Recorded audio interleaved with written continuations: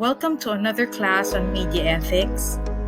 Today's topic is Philosophical Foundations of Ethics. I am your professor, Rachel Khan of the UP Journalism Department. Over the course of history, ethics has become a topic of discourse of many philosophers. While there are varied approaches, there is one common idea. A system of ethics is needed for a functioning, civilized society. In this class, we will focus on three approaches that are more relevant to media ethics. The first is Aristotle's classic virtue ethic. The second is Immanuel Kant's deontologism. And the third is John Stuart Mill's consequentialism. In the previous class, we had said that Socrates is known as the father of ethics. He believed that virtue could be identified and practiced, and ethics for him was not a theory but a way of life. Plato, his students, further developed the teaching of Socrates in his Socratic dialogue and the Republic, focusing on the principle of justice. Aristotle was the student of Plato, and he further developed his teachings into what we now know as virtue ethics. It might be interesting to note that the development of virtue is similar to the teachings of Confucius in the East. The word virtue comes from the Latin word vis, or strength. It is interesting to note that the focus of this ethics is the building of one's character. Ethics is not a rule book of do's or don'ts, but the building up of virtue and the overcoming of vice.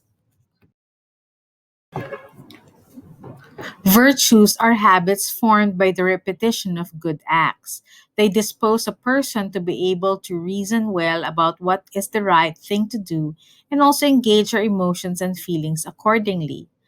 For example, a habitually orderly person has no effort in making sure that one's room is very well kept. Virtues empowers the will to act effectively and easily.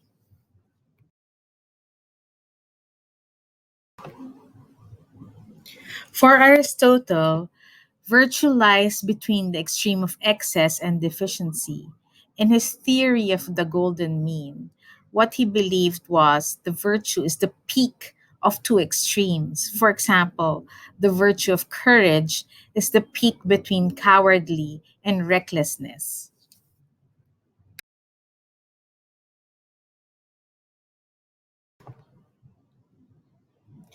The word habit is a weak translation of the Aristotle's hexis, which is the Greek word that he used, which is a stable disposition, an active condition, or a state in which something holds itself.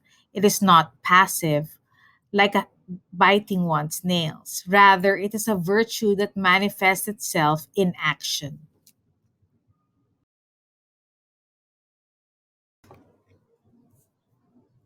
Vice is defined by Oxford as an evil, degrading, immoral practice or habit. Two, a serious moral failing. And three, a wicked or evil conduct or habit or corruption. Aristotle defined it as a habit acquired by the repetition of bad acts.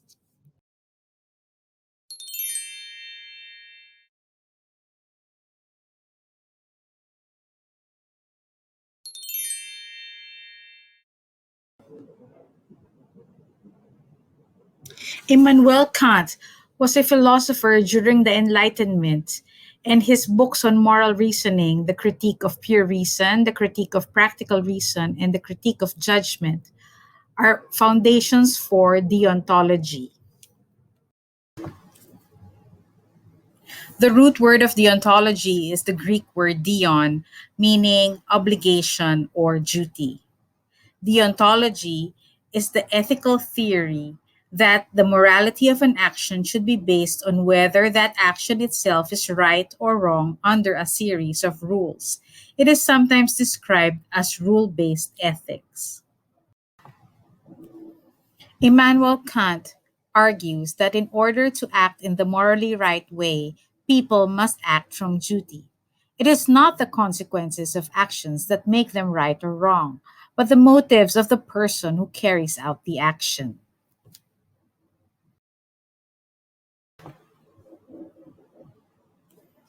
Kant had three categorical imperatives. First, act only according to that maxim, by which you can also will that it would become a universal law. Second, act in such a way that you always treat humanity, whether in your own person or in the person of any other, never simply as a means, but always at the same time as an end.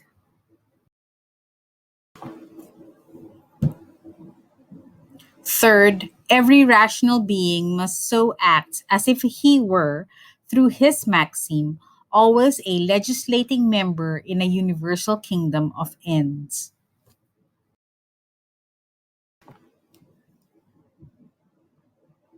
Have you ever wondered why the Caped Crusader refused to kill the Joker? Looking at it from a Kantian perspective, it is because Batman cannot universalize the act of killing as a form of justice, unlike some politicians.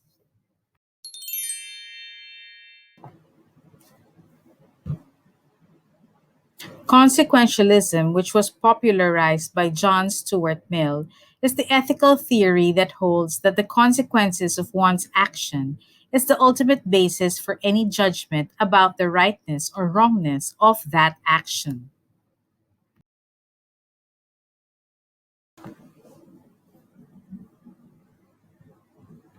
From a consequentialist standpoint, the most ethical choice is the one that will produce the greatest good for the greatest number.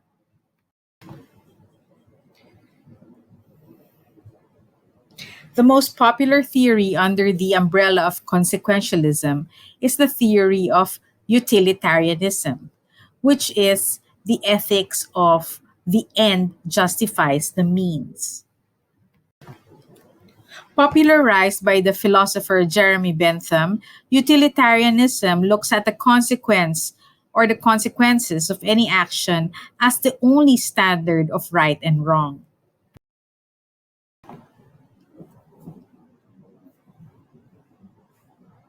Utilitarianism is often used to justify cost versus benefits in business, often ignoring values such as justice and fairness. For example, some countries have decided to allot bed space for COVID patients only to those who are below 65. Senior citizens are left to die. Ultimately, the problem of consequentialism can be summed up in the question consequence for whom? Is it just good for me or the ego ethic? Or good for the state? This implies that there will be someone who will not benefit.